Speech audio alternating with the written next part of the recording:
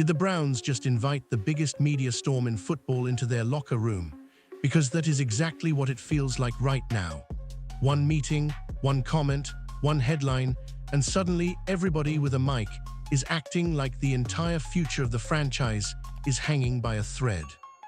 Coach Prime, Todd Monken, Shedeur Sanders, Browns fans, national media, old school critics, new school believers, all of them are in the same storm, and the crazy part is that the noise is getting louder before the real football even starts. That is the part most people miss. This was never just about a quarterback. It was about attention, pressure, identity, and whether Cleveland actually knows how to handle a player who comes with a spotlight so bright that even his family conversations become breaking news. And once the conversation turned toward Deion Sanders' meeting with Monken, the whole thing went from interesting to explosive in a hurry. What makes this story so addictive is the way it keeps stacking one layer of drama on top of another. If it were only about a rookie trying to prove himself, the conversation would have faded by now. But this is Shedeur Sanders, the son of one of the most recognizable names in football, and that changes the rules in people's minds whether they admit it or not. Fans are not just watching his throws. They are watching every reaction around him. They are watching every quote from his dad. They are watching every analyst who says the Browns made a mistake or got a steal. They are watching for any sign that the organization is uncomfortable with the attention. And because of that, every little development feels bigger than it should. That is why this Browns storyline keeps living at the top of the sports conversation. It is football, yes, but it is also celebrity, family, legacy, and a constant battle over who controls the narrative. The quarterback is trying to build a career. The media is trying to build a show. And somewhere in the middle, the fan base is trying to figure out whether this whole thing is brilliant, reckless, or both at the same time. The reason this blew up so fast goes all the way back to the comments Deion made when he said there were teams he would not want Shedeur to play for, and that there were places where he would have strong concerns about where his sons landed. That is where the draft day debate really started to shift. Critics didn't just hear a dad protecting his kid. They heard a legendary father with real influence saying out loud that the landing spot mattered, and they immediately started asking whether some front offices were afraid of what that kind of confidence might mean. Rumors and talk radio takes took off from there. People began speculating that teams saw the Sanders name and assumed the family would be in every room, on every call, and in every conversation. Whether that was fair or not almost did not matter anymore. Once that narrative got rolling, it became one of the biggest reasons people kept revisiting Shedeur's draft slide and his arrival in Cleveland. The story was no longer just, can he play? It became, can anybody survive the spotlight that follows him? And that question kept hanging over him like a cloud. And when you look at the way people talk about Deion, you can see exactly why the arguments never die down. On one side, you have people who say he was being a real father, somebody willing to say the quiet part out loud and protect his son from the wrong situation. On the other side, you have people who think he created the very suspicion that is now surrounding Shedeur. That is the real split. Some folks believe Deion's honesty helped his son. Others believe it accidentally made every future decision look like a power play. And once the draft passed and the commentary kept rolling, that split only got worse. Every time Shedeur's name came up, somebody would bring up the family, the branding, the influence, and the fear that some coach somewhere might feel like he was not just drafting a quarterback, but signing up for a long-term media headache. That is why even the people defending the Sanders family had to admit the optics were complicated. It is hard to separate a player from a father when the father is also one of the most famous athletes ever to do it. That does not make the criticism automatically fair, but it does explain why the conversation got so loud. The noise was not just about football ability. It was about the kind of attention that comes with the Sanders name. That is why G. Bush's response hit so hard. His point was simple, but it cut through a lot of the fake outrage. Deion Sanders is not just Shedeur's father. He is also the coach who helped shape the quarterback people are arguing about right now. In football, teams always do background work. They talk to coaches, trainers, teachers, family, and anybody who can tell them how a player thinks, how he responds to coaching, what frustrates him, and what brings out the best in him. That is not inserting yourself. That is called doing your homework. And G. Bush basically asked the obvious question: if the situation were different and this was some other famous football family, would anyone even be making this kind of noise?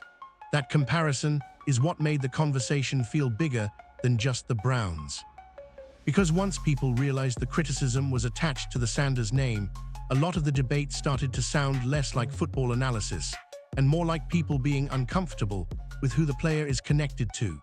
The double standard talk took over from there, and you could feel the frustration building online as more fans started saying the exact same thing. Everybody wants information until the person giving it is too famous for their liking. And the moment G. Bush framed it that way, the whole debate became easier to understand. He was not saying Dayan should control the room. He was saying his experience matters, and pretending it does not just because people are annoyed by the family name is not serious football talk. But while some people were defending the process, others kept warning that the Browns may be walking straight into the storm they were trying to avoid. That is where the drafting the circus line comes from. Not because Shedeur cannot play, but because every step around him becomes a headline, and every headline becomes a debate, and every debate turns into another round of pressure. Some analysts and fans have argued that when you draft a player with this kind of profile, you are not just drafting a quarterback. You are drafting expectations, family conversation, media obsession, and a constant argument about whether the team is strong enough to manage all of it. Cleveland, of all places, is one of the easiest organizations to question in that department because people already have a long memory there. They have seen this movie before. They know what happens when a franchise is trying to win games while also trying to manage 100 other storylines at once. And that is why critics kept saying the Browns were in a dangerous spot. The moment the quarterback room became part football, part public relations, and part culture war, the whole situation got heavier. Supporters, of course, fired back and said stars bring attention and great players always come with noise. But even they had to admit one thing: this was never going to be a quiet situation. The second Shedeur became part of the Browns' long-term conversation, the pressure changed shape. It was no longer just about development. It was about surviving the weekly headline cycle while proving the organization could actually handle the moment. There is also a reason the Browns became the center of this storm instead of some other team. It is not just because they drafted him. It is because people already had questions about whether the franchise could separate hype from structure. When an organization has a shaky reputation, every bold move gets treated like a gamble. And when the player involved is already one of the most talked about young names in the sport, the gamble suddenly looks even bigger. That is where the conversation around Shedeur started to shift from talent to environment. Some people were saying he could eventually be a star anywhere. Others were saying Cleveland might be the worst possible place for him to develop because the microscope never turns off. You can hear both arguments and understand both arguments. That is what makes the story feel so tense. If he plays well, the people who doubted him will say they never really did. If he struggles, the critics will say they told everybody the noise was too much from the start. And sitting right in the middle of that is a young quarterback who is trying to turn all of this into fuel instead of distraction. That is hard for any rookie. It is even harder when your last name turns every opinion into a bigger story than it should. Then Todd Monken became the wild card, and that is when a lot of people started changing their tone, because Monken does not sound like somebody who is scared of the noise. He sounds like somebody who expects the noise and wants to win anyway. That mindset matters. When a coach basically tells the world, keep talking, we'll deal with the rest on the field, it changes the temperature of the whole conversation. Suddenly, the story is not about whether the Browns can survive Shedeur's spotlight. It is about whether Shedeur can thrive inside a room that refuses to be shaken by it. That is why fans started getting more optimistic. Monken's style gives off the sense that he is not trying to babysit the media narrative. He is trying to coach football. And for a player like Shedeur, that could be huge. Because confidence is one thing, but confidence inside a strong structure is another. If a coach is comfortable asking hard questions, comfortable dealing with a famous family, and comfortable making the quarterback earn every inch, then the whole situation becomes less about drama and more about development. That is the version of this story Browns fans want to believe in, not the circus. the rebuild, not the gossip, the growth. And if Monken really is the type to lean into pressure instead of running from it, then maybe Cleveland is more prepared for this than people want to admit. What also makes Monken interesting is that he creates a different kind of challenge for a player like Shedeur, a coach like that is not going to be impressed by the name, the brand, or the outside conversation. He is going to be impressed by timing, command, poise, and answers. That can be uncomfortable for a young quarterback, but it can also be exactly what he needs. Because once a player gets used to the attention, the next step is learning how to win inside a demanding environment. That is where careers either get real or fall apart. Fans can romanticize the spotlight all they want, but the NFL eventually asks the same question of everybody. Can you handle the job when the noise becomes irrelevant? That is why people started saying Monken might be a better fit than the average coach for this situation. He does not seem like the type who will panic because a father asks questions or because the media tries to turn every meeting into a headline. He sounds like a coach who wants information, wants clarity, and wants the best version of his quarterback. And that matters because the more stable the coaching environment feels, the less room there is for all the outside drama to control the story. That is the part supporters keep leaning on, not the celebrity, the professionalism, not the noise, the process. If that process holds, the Browns might actually have a chance to turn this entire debate into something productive. Of course, just when Browns fans started settling into that idea, another media voice lit the fuse again. Tony Rizzo questioning the fit, questioning the future, questioning whether Cleveland should even keep going down this road. That kind of talk does not stay quiet for long. Sanders supporters heard it and immediately treated it like proof that some people were already looking for the exit before the season even had a chance to breathe. And that is where the divide got really ugly.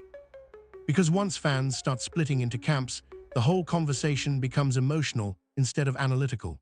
Some people began saying that certain media personalities never liked the idea of Shedeur in Cleveland in the first place. Others pushed back and said that criticism does not automatically equal hate. But the internet rarely leaves space for that kind of nuance. It became pro-Shedeur versus anti-Shedeur, and every comment got treated like a loyalty test. Some fans believed the Browns were finally building around him. Others said the team was still too unstable to protect him from the chaos. A lot of this was speculation, but the reactions were real. The comments section made that clear. You could practically watch the fan base split in real time, and once that happened, the quarterback situation stopped being just a football conversation. It turned into a referendum on the team, the media, and the people who profit off the outrage cycle.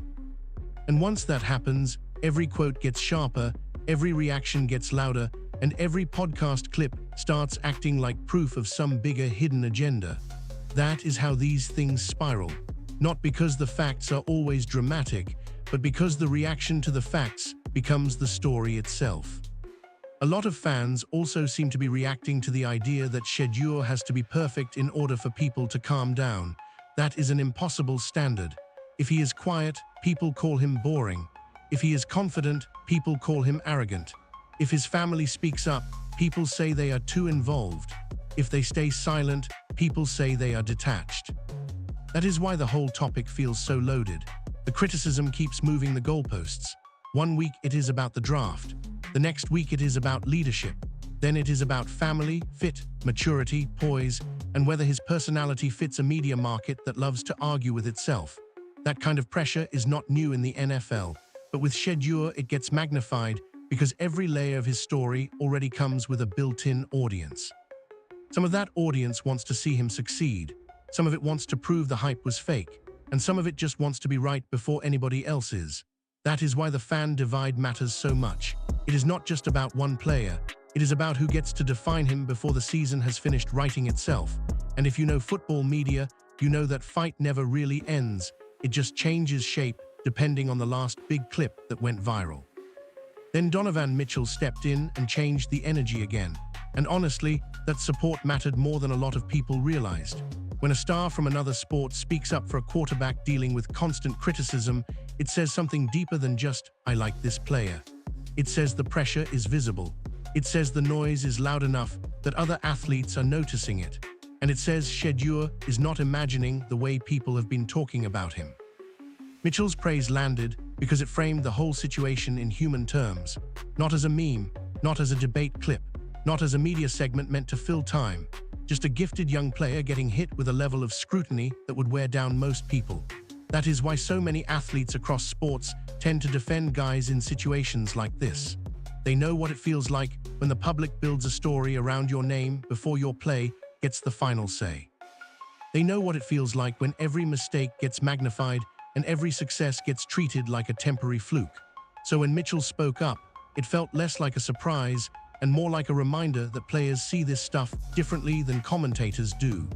Athletes recognize talent, they recognize pressure, and they recognize when somebody is getting judged for the noise around him instead of the work in front of him.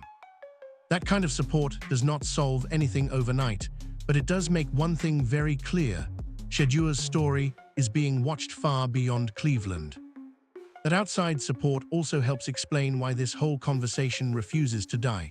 Because every time somebody from outside the Browns bubble says something positive, it becomes another data point for the people who believe the criticism has gone too far. It also fuels the fans who think the world is rooting for Shedeur to fail just to prove the talking heads were right. That may sound dramatic, but that is how these narratives work. A single quote can become a symbol. A single compliment can become a challenge, and once that happens, even basic football conversation starts to feel political. Mitchell's comments were not about stats or scheme. They were about fairness and the burden that comes with being a highly visible young player. That matters because athletes tend to understand one another in ways analysts do not. They know that talent does not erase pressure, it just raises expectations. And when a player carries a famous last name, the expectations get even heavier. That is why Mitchell's voice resonated. It reminded people that behind all the clips and takes and arguments, this is still a young quarterback trying to build something real while everybody else turns his life into a storyline. And that brings us to the biggest question in the whole conversation. Is Shedeur actually set up to succeed, or is everybody talking so much that they are forgetting to look at the football? Because that is where this gets interesting. The Browns have not been building a team around empty hype. They have made moves, they have added pieces, and they have tried to give the offense something more stable to work with. They have also made it pretty clear that the quarterback battle is real, which means nobody is being handed anything just because of a name or a story. That matters, because if you are trying to develop a young quarterback, the worst thing you can do is pretend the competition is fake. At the same time, the best thing you can do is surround him with enough support that you can actually evaluate him fairly. That is why people keep talking about protection up front, about weapons on the perimeter, and about whether the staff is finally giving the offense a structure that can help a young passer grow instead of drowning him. The Browns know they are under a microscope. Everybody knows it. But that also means every throw, every rep, and every meeting carries more weight than usual. Some insiders believe Cleveland is already looking at Shedeur as part of the future. Others think the expectations are getting so high that one bad stretch could trigger another wave of chaos. Both sides have a point. That is what makes this situation so fascinating. It is not just about whether he can play. It is about whether the environment around him lets him become who people think he can be. There is also the simple fact that the Browns have not exactly created a quiet quarterback ecosystem. The room itself is part competition, part pressure cooker, part public fascination. That means every move is being read like a message. If a veteran gets the nod, people say the kid is being overlooked. If the rookie gets momentum, people say the veteran is done. If the coaches praise development, people say they are setting up the fan base for a switch. If they stay guarded, people say they do not believe in the talent. It is exhausting just watching it unfold, but it also makes the football more meaningful because now every performance matters twice, once for the standings and once for the story. That is what happens when the narrative gets this big. The player cannot just be good, he has to be undeniable, and the team cannot just be competent. It has to look smart, stable, and fully in control. That is a lot to ask from any franchise, let alone one that has been criticized for years. Still, that is where the Browns are. They are in the middle of a story that could either become an example of patience and development or another warning about what happens when the spotlight outruns the structure. Both outcomes are still on the table. That is what keeps everybody locked in. And that is where this story becomes much bigger than football, because the real battle is not just on the field. It is in the way people frame him, the way they react to his family, the way they turn every conversation into a verdict. Coach Prime, Todd Monken, G. Bush, Tony Rizzo, Donovan Mitchell, Browns fans, national talking heads, all of them are part of the same larger story now. And the reason this keeps pulling attention is because everybody senses that something real is happening underneath the noise. Some people see a young quarterback under unfair pressure. Some people see a media machine feeding on a famous name. Some people see a franchise trying to survive the attention and still find a winner. And some people just see a player they want to root, but because the criticism has gotten so loud that it almost feels personal. That is why this storyline refuses to die. It is not clean, it is not simple, and it is definitely not boring. The Browns did not just draft a quarterback. They walked straight into one of the most talked about football storylines in the country. And if Shedeur starts winning games, all the people acting like this was never serious are going to have a very hard time explaining why they spent so long making it bigger than football in the first place. At the center of all that chaos is the part people keep forgetting to talk about. Shedeur is still the one who has to walk into the building, take the snaps, and live with the result. He is the one who has to turn the noise into routine. He is the one who has to answer the huddle when things go wrong and stay calm when everybody outside is losing its mind. That is why the smartest conversations around him are not the loudest ones. They are the ones that admit this is a real challenge without pretending the challenge is impossible. A player with this kind of attention does not need pity. He needs structure, confidence, and a coach who will tell him the truth. If Cleveland gives him that, then all the outside arguments start looking a lot less important. If it does not, then the critics will have plenty to say. Either way, the next chapter is going to be loud, and everybody already knows it.